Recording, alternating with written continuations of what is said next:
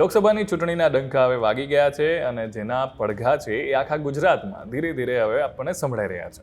અને ત્યારે પક્ષ અને વિપક્ષના નેતાઓ હોય છે એ મત માટે જ્યારે વાત પોતાની રજૂ કરતા હોય છે ત્યારે આજે ગેનીબેન ઠાકોર કે જે કોંગ્રેસના બનાસકાંઠાના લોકસભાના ઉમેદવાર છે, એમણે પોતાના કાર્યક્રમમાં પુરુષોત્તમ રૂપાલાએ જે નિવેદન આપ્યું હતું એ મુદ્દે શું વાત કરી એ ચલો સાંભળીએ.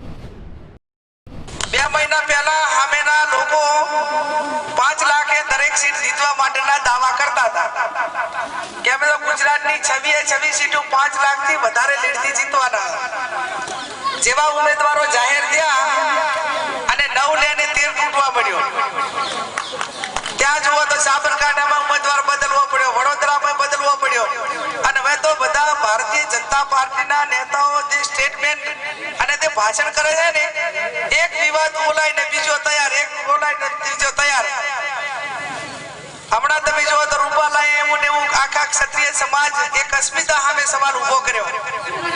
અને અસ્મિતા સામે સવાલ ઉભો કર્યો ત્યારે શસ્ત્રી લોકપ્રિયતા મેળવી લેવાય છે, પણ ક્યારે એને બોલવાથી કે એના ઓલામાં કેવડી મોટી અસર પડે, એક જવાબદાર આગેવાને ખૂબ વિચારીને બોલવું પડતું હોય છે. પણ વિનાશકાળે વિપરીત બુદ્ધિ, અને વિનાશકાળે વિપરીત બુદ્ધિ એટલે આખા ગુજરાતનું વાતાવરણ ડામાડોળ થયું છે. આપણે અનેક આગેવાનોને તમે અહીંયા જોયા છે સેવા કરતા, અને એ ટાઈમે અનેક આગેવાનો સાથે મળીને નાના મોટા કામ કરતા. આ ચૂંટણી એ બનાસકાંઠાની એટલા માટે હું કહું છું કે કોઈ એક વ્યક્તિના સકંજામાં આવેલો જિલ્લો, કોઈ એક વ્યક્તિ આખા જિલ્લાને તે બાનમાં લીધો છે, એને બાનમાંથી છોડાવવા માટેની આ લોકસભાની ચૂંટણી હું લડું છું કે ભાઈ તમે ભાજપને વોટ આપજો. અને હમણાં બેંકના અધિકારીઓને બોલાયા હતા કાનુભા મહેતા હોલમાં, એટલે બધાને એમ કીધું કે તમારે ફરજિયાત 1000 રૂપિયા ફાળો આપવાનો છે.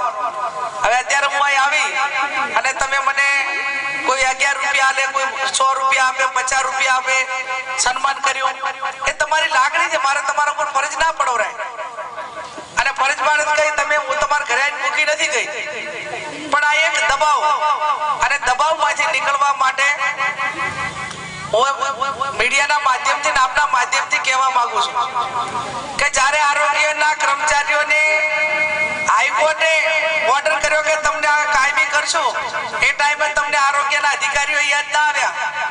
તલાટીઓ એમની માંગણીઓ માટે છેલ્લા વર્ષોથી લડે છે, એમની માંગણીઓ માટે તમને ટાઈમ ના મળ્યો.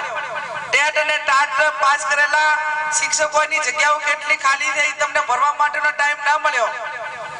બનાસ બેંક ને બનાસ ડેરી હોય કે અન્ય સહકારી સંસ્થાઓ હોય તો કોઈ ગરીબ કે વિધવા કે મધ્યમ વર્ગના છોકરાને કે દીકરીને કોઈને નોકરી આપવા માટેનો તમને ટાઈમ ના મળ્યો. અને હવે એમ કહો છો કે અમારે 18 આલમની 36 કોમની જરૂર છે.